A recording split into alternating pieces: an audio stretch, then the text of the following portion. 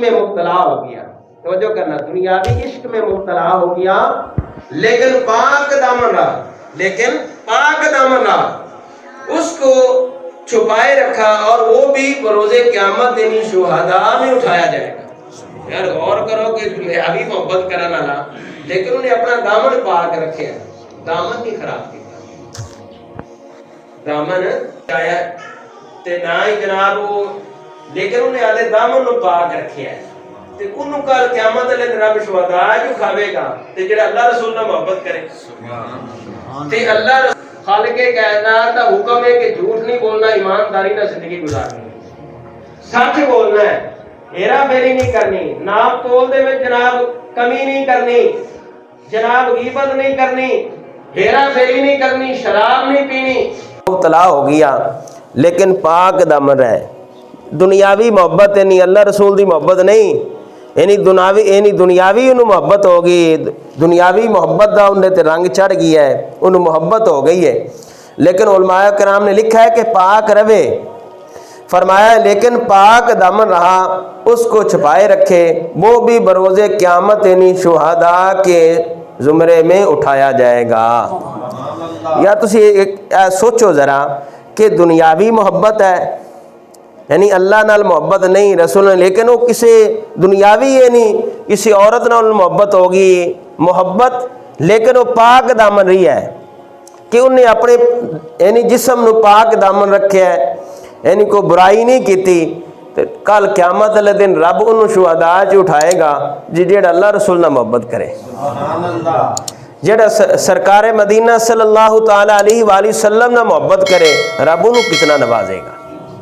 انہوں کتنا عطا کرے گا۔ اور پھر یہ بات یاد رکھیں کہ سوچنے کا مقام، جب مجازی عشق کی یہ شان ہے تو حقیقی عشق میں مرنے والے کا کیا مقام ہوگا، یہ بات کسی عاشق سے پوچھو۔ اور پھر اللہ تعالیٰ نے جو ارشاد فرمایا ہے کہ جب کسی مشکل کام کے بارے میں کسی کو کہا جاتا ہے اور ساتھ یہ بھی کہہ دیا جاتا ہے یہ کام صرف تم ہی نہیں کر رہے، تم سے پہلے کئی لوگوں نے کیا ہے،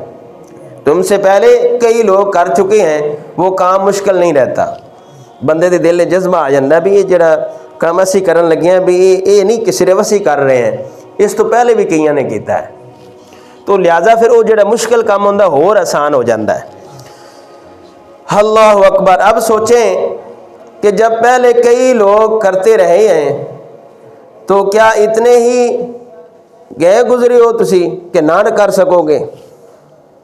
چوں چاں ایسے میں گل ہی نہیں بھی کیویں ہوے گا تے کی کران گے تے کیویں رکھاں گے تے کی ہوے گا، فرمایا کہ تواڈے تو پہلے وہ کر گئے نے، تسی انہاں تو گئے گزرے ہو۔ اللہ اکبر۔ اور پھر ارشاد فرمایا یعنی مثلاً یعنی حضرت آدم علیہ السلام تے 3 روزے سی، یعنی جدو چاند نظر آندا سی میں تے یعنی آپ روزہ رکھ دے سی، چاند کی 13ویں 14ویں اور 15واں یعنی 15ویں کا روزہ جو فرض تھا، اور موسیٰ علیہ السلام کی امت پر یعنی عاشورہ یعنی 10 محرم کا جو روزہ تھا فرض تھا، تفسیر کبیر ہے۔ عیسائیوں پر یعنی ماہ رمضان کے روزے ہی فرض تھے، لیکن چونکہ قمری مہینے موسم میں گھومتے ہیں، کبھی سردی میں آ گئے اور کبھی گرمی میں، جب چاند کے حساب نہ چل رہے ہیں روزے نہیں، چاند نظر آئے گا رمضان شریف دا رکھیں گے، تو لہٰذا جس وقت یعنی روزے انہوں نے فیصلہ کیا جب روزے گرمی میں آتے تو روزے رکھنا مشکل ہوتا، تو انہوں نے فیصلہ کیا کہ شمسی مہینے یعنی موسم بہار کو روزوں کے لیے مقرر کر دیا جائے، بھی ایسی موسم آپ مقرر کر لئیے کہ جڑی گرمی چاہے نہ سردی چوے تو سکون نہ روزے رکھی جائیے۔ انہوں نے مزید یعنی 10 روزے اور یعنی اضافہ کر لیا،